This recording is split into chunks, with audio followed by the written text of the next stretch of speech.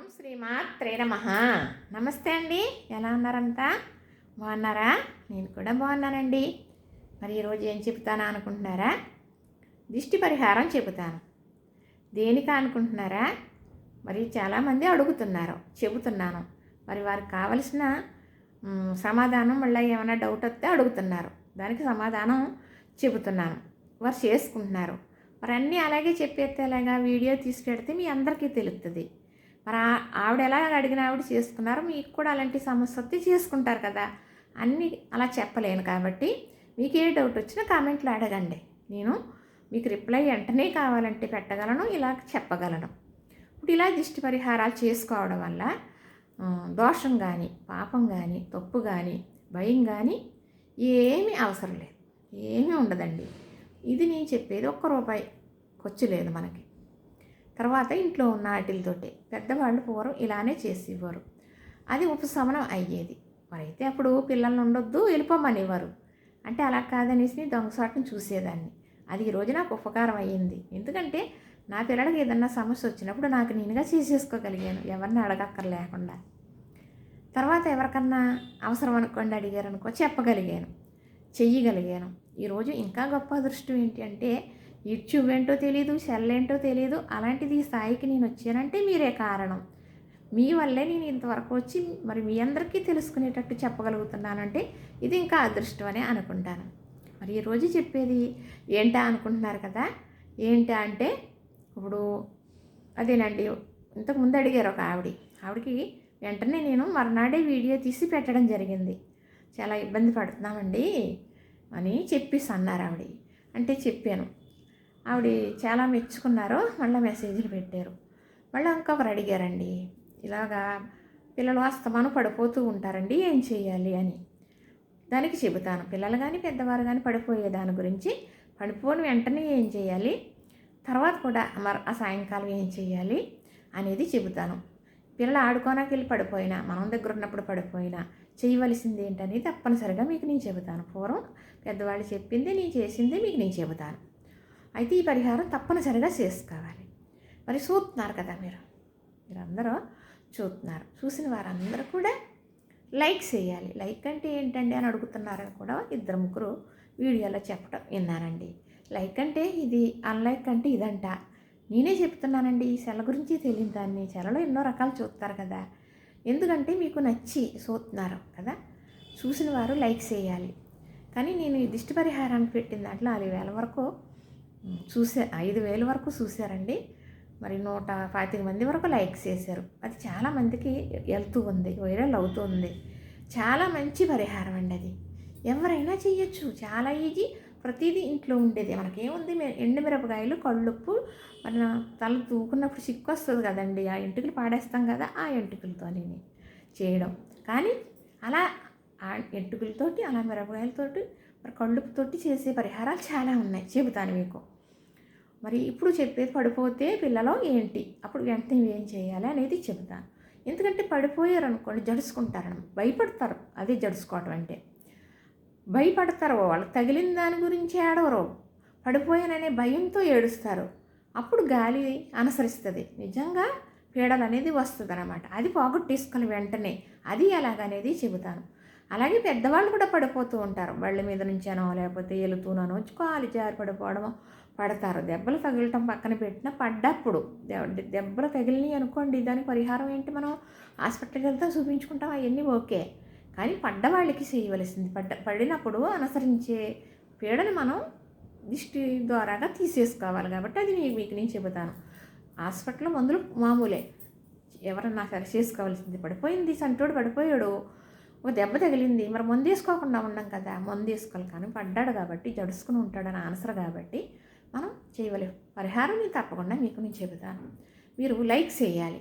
మీరు చూస్తున్నారు కదా నా వీడియో, చూస్తే ఈ లైక్స్ చేయటం వల్ల మీకు ఒక్క పైసా కూడా ఖర్చు ఉండదు. లైక్ బాగుందని చేస్తే ఇది 10 మందికి వెళ్తుందంట, 20 మందికి వెళ్తుందంట. వారు చూస్తారు ఇంకా వెళ్తుంది, వారు చూస్తారు వెళ్తుంది, వేలల్లో వెళ్తుంది. మీ ఒక్క లైక్ వల్ల ఎంతమందికి వెళ్ళిందో అలా ప్రతి ఒక్కరి లైక్కి కూడా వెళ్తుంది కదా. మరి అలా వెళ్ళింది. నా వీడియోనే కాదండి, ఎవరి వీడియోలన్నా కూడా చూసిన వారికి లైక్ చేయండి. ఎందుకంటే ఇంత కష్టపడి చెప్పి చేయడం. ఇప్పుడు నేను ఇలా వీడియో చేస్తున్నాను కదండి, నేను అప్పుడే 2 గంటలు అయింది నేను వీడియో చేయడానికి కూర్చొని. నేను ఎంత చెప్పేటప్పటికి లాస్ట్లో కొంచెం తడబడ్డాననుకో పని చేయదండి. అది అక్కడ కట్ చేసి పెట్టడం నాకు రాదు, నాకు తెలియదు. ఏం చేయను, ఇలా కంటిన్యూగా వెళ్ళిన వీడియోనే పెట్టడానికి సరిపోతాను. అలాంటప్పుడు ఒక 50 సార్లన్నా డిలీట్ చేస్తానండి, ప్రమాణకం సాక్షిగా. అంతా అయిపోయిందన్నాక కూడా డిలీట్ చేయవలసి వస్తుంది, చేసేస్తాను, మళ్ళా చేస్తాను. సరిగ్గా ఇక్కడ కూర్చొని నేను 9 గంటలకు కూర్చున్నానండి. ఇప్పుడు 11 అయిపోతుంది, ఇంకా ఎక్కువ అవుతుంది. అలాగా నేను టైం జరుగుతూ ఉంటుంది. చాలా కష్టం ఉంటుందండి, చాలా కష్టం ఉంటుంది. చెప్పింది చెప్తామనుకో, ఇందాక చెప్పింది ఇప్పుడు చెప్పలేకపోతానేమో, అలాగనమాట. అంత కష్టం ఉంటుంది. కానీ ఈ కష్టానికి ఫలితం మీరందరూ చూస్తే, ప్రజల్లోకి వెళ్తే, మీ లైక్ వల్ల, ఒక్క లైక్ వల్ల మీరు లైక్ చేశారు 10 మందికి వెళ్ళింది. ఇంకా అందులో వాళ్ళు ఒకరిద్దరికి చేశారు 10 మందికి వెళ్ళింది కదా. అలాగ నేనేమైంది, నాకు 10 రూపాయలు మీ వల్ల లభించినాయి ఈ ఛానల్ వల్ల. ఆ 10 రూపాయలతో నేను పుణ్యకార్యాలు చేస్తాను. ఈ 10 రూపాయలు ఎవరి వల్ల లభించినాయి? మీ వల్లే కదా. ఈ పుణ్యకార్యాలు చేశాను కదా, ఆ పుణ్యం ఎవరికి వస్తుంది? నా ఒక్కదానికే వచ్చేదండి. మీ అందరికీ కూడా పుణ్యం వస్తుంది. మీకు తెలియకుండానే మీకు ఆ పుణ్యం వస్తుంది, 10 పైసాకు వచ్చి లేకుండా. మాట సాయం, చేతి సాయం అంటే మనం డబ్బులు ఖర్చు పెట్టి చేయాలి. ఒక్క మాట సాయం, లైక్ అంటే ఒక నొక్కితే లైక్ అయింది, చెయ్యండి. నా వీడియో అనే కాదు, ఎవరి వీడియో చూసినా చెయ్యండి. మీరు వారికి ఉపకారం చేసిన వారు, మీకు తెలియకుండానే మీరు వారికి ఉపకారం చేసినట్టు అవుతుంది. 10 రూపాయలు బ్యాంకులో దాచుకున్నారు మీరు కదా, 10 తీసుకుని మీరు వాడేసుకుంటారు. మీది ఈ పుణ్యం చేశారు కదా, నేను మీ ద్వారా 10 రూపాయలు వచ్చి నేను పుణ్యం కార్యక్రమాలు చేసుకున్నాను, పూజలు చేశాను, ఎవరికో దాన ధర్మం చేసుకున్నాను, ఆ పుణ్యం వచ్చింది. ఇది కూడా మీ ఖాతాలో పడుతుందండి. ఆ పుణ్యం నా ఒక్కదానికే ఉండదు, మీ అందరి వల్ల నాకు వచ్చిన 10 రూపాయలు నాకు ఒక్కదానికి ఎలా ఉంటుంది? ఆ పుణ్యం మీ అందరికీ వస్తుంది, అది కూడా మీ బ్యాంక్ ఖాతాలో ఉంటుంది. ఇది మీరు తీసుకుని ఖర్చు పెట్టుకొని అవసరం ఉండదు. మీ పుణ్య ఖాతాలో మీరు అది అలాగే ఉంటుంది. మనం పట్టుకెళ్ళేది అదే ఆస్తి. మనం దాచుకున్న డబ్బులు ఎంతన్నా ఎవరి పరమో అయిపోతాయి, ఎవరో తీసేసుకుంటారో లేదు, గవర్నమెంట్ పరమో అయిపోతాయి కదండి. వీటి గురించి నాకు పెద్దగా తెలియదు, చెప్తున్నాను. అయితే అంతా మనకు తెలియకుండానే మనకి పుణ్యం అనేది వస్తుందండి. ఏంటో భగవంతుడు యూట్యూబ్ అనేది పెట్టాడు కాబట్టి 10 మంది ఎవరికి తెలిసింది వారు, ఎవరు చేయగలిగిన టాలెంట్ వారు చెబుతున్నారు కాబట్టి అన్నీ తీసుకోలేం మనం కదా. మనకి అది కరెక్ట్ అనిపించింది, మనకు అవసరం అనిపించింది కూడా తీసుకుంటాం, అవునా కదా. తీసుకుంటారు, అన్నీ చూడొచ్చు, అందులో కొన్ని మనకి ఉపయోగం అవ్వచ్చు. అంటే అలాగలా ఫిల్టర్ చేయగా, అంతే కదా. అయితే మరి మీరందరూ కూడా లైక్ చేయండి. సబ్స్క్రైబ్ చేసుకుని మీరు చూడకపోతే వీడియోలు ప్రయోజనం లేదండి. సబ్స్క్రైబ్ చేసుకున్నారంటే వీడియో తప్పకుండా చూస్తారు. ఎందుకంటే నేను చెప్పేవి మీకు నచ్చితే, నచ్చకపోతే మేము ఎలా చూస్తామండి అంటారు, అది కూడా కరెక్టేనండి, నిజమే. కానీ మీకు నచ్చేటట్టు 10 వీడియోలు చేశారనుకోండి, 10 మీకు నచ్చుతాయి అనేది లేదు, అందులో 1-2 నచ్చుతాయి, తప్పకుండా చూస్తారు కదా. అలాగే డెవలప్ అవ్వచ్చు, పోయిందే ఉంది. కానీ పుట్టిన బేబీ ఇప్పుడే ఎదిగిపోయి, ఇప్పుడే పెద్దదైపోయి, ఇప్పుడే కాపురం చేసేసి కాంచేపటికి అభివృద్ధి అయిపోవాలంటే అవ్వదులేండి. ఇది కూడా కరెక్టే, చేసుకుంటూ వెళ్తూ ఉన్నాం. మీరందరూ భగవంతుడు మీలో ఉండి మీకు ఇది నచ్చి ఇది మీకు ఉపయోగం అవి చేసేటప్పటికి డెవలప్ అవుతామేమో ఆశపడుతూ ఉన్నాం, ఎదురుకెళ్తూ ఉందాం, సరేనా. మరైతే దిష్టి పరిహారం గురించి చెప్పేస్తున్నానండి. ఇప్పుడు చంటి పిల్లలు ఉన్నారు, చంటి పిల్లలు అంటే ఇది 3వ సంవత్సరం 4వ సంవత్సరం ఉన్న మన అమ్మని అనుకోండి, నేనే చెబుతున్నాను, నాకు మనవలే ఉన్నారండి. సరే, మా పాపగారు బాబు ఉన్నాడండి, చిన్న పాపగారు బాబు, ఇప్పుడు 7వ సంవత్సరం. ఎక్కడికన్నా వెళ్తుంటే అమ్మమ్మ నేను వస్తాను కూడా వస్తాడు. నాకన్నా ముందు పరిగెట్టేద్దామను, లేకపోతే వెళ్ళిపోతాం, సరదా పిల్లలు కదా, వెళ్తూ పడిపోతాడు. అప్పుడు నీ పడిపోయాడు అనేసి గబుక్కుని ఏం చేయాలి, లెగదీసి లేదమ్మా అని చెప్పి నడ్డి మీద అని అనేటప్పటికి ఆ పడ్డ భయం మర్చిపోతాడనమాట. ఇందులో ఉండిపోతాడు, పాప అయినా సరే బాబైనా సరే ఉండిపోయి ఇలాగనేటప్పటికి భయం ఊదిలేస్తాడు, లేకపోతే గాలి అనుసరించేస్తుందండి. ఎప్పుడైతే పడిపోయి దెబ్బ తగిలిన దానికి యాడ్డావు చంటి బిడ్డ పడిపోయినందుకు భయపడి ఏడుస్తారు.